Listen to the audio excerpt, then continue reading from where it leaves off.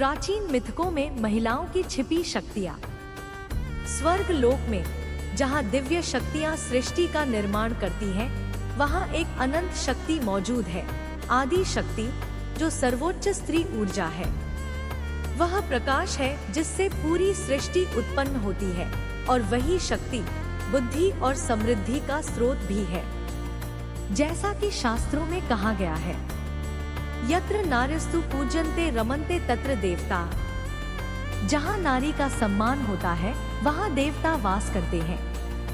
यह कथा है दिव्य स्त्री शक्ति की, जो माँ पार्वती, माँ काली, माँ सरस्वती और माँ लक्ष्मी के रूप में प्रकट होती है और त्रिदेवों के पीछे की शक्ति बनती है। माँ पार्वती भक्ति और शक्ति का प्रतीक। पार्वती जो सती का पुनर्जन्म थी, राजा हिमावान की पुत्री बनी और उन्होंने शिव को पति रूप में प्राप्त करने के लिए कठोर तपस्या की।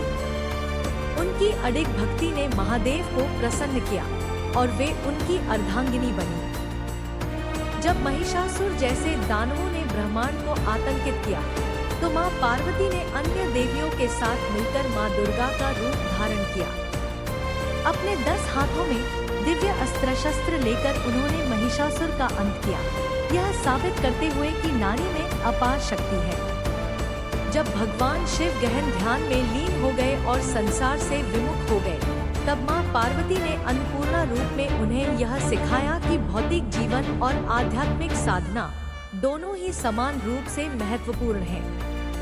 माँ काली रक्षक और संहारक। माँ पार्वती के क्रोध से प्रकट हुई माँ काली, जो बुराई का संहार करने वाली थी।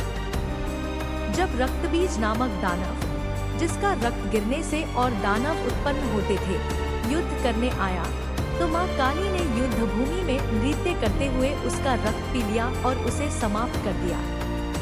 उनकी उग्रता को शांत करने के लिए स्वयं भगवान शिव उनके चरणों के नीचे आ गए, यह दिखाने के लिए कि शक्ति का संयमित होना आवश्यक है। माँ सरस्वती ज्ञान और सृजन की देवी। माँ सरस्वती आदि शक्ति का वह रूप थी जिन्होंने सृष्टि को ज्ञान प्रदान किया।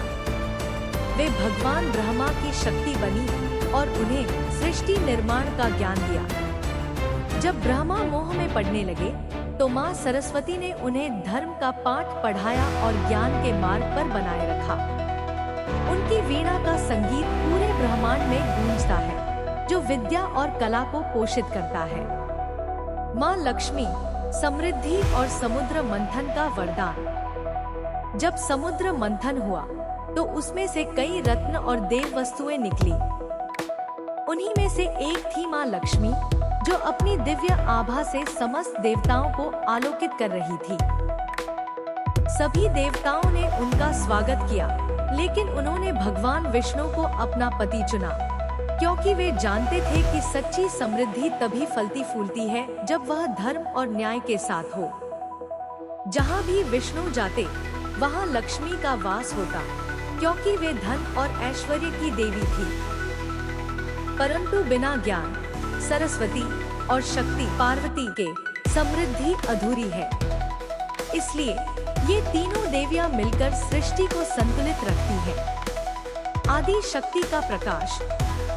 यद्यपि ये देवियां भिन्न रूपों में प्रकट होती हैं, परंतु इनका स्रोत एक ही है, आदि शक्ति। वही ब्रह्मांड की मूल ऊर्जा है। यदि शक्ति न हो, तो देव भी शक्तिहीन हो जाते हैं। शास्त्रों में कहा गया है, शक्ति बिना शिव शव है, शक्ति के बिना शिव भी शव के समान है। इस प्रकार आदि काल से अनंत भविष्य तक स्त्री शक्ति सृष्टि को चलाने वाली ऊर्जा बनी रहेगी। चाहे वह भक्ति हो, ज्ञान हो, सहार हो या समृद्धि, नारी शक्ति अनंत है। वह भाग्य की रचिता, जीवन की पोषक और अंधकार की विनाशक है।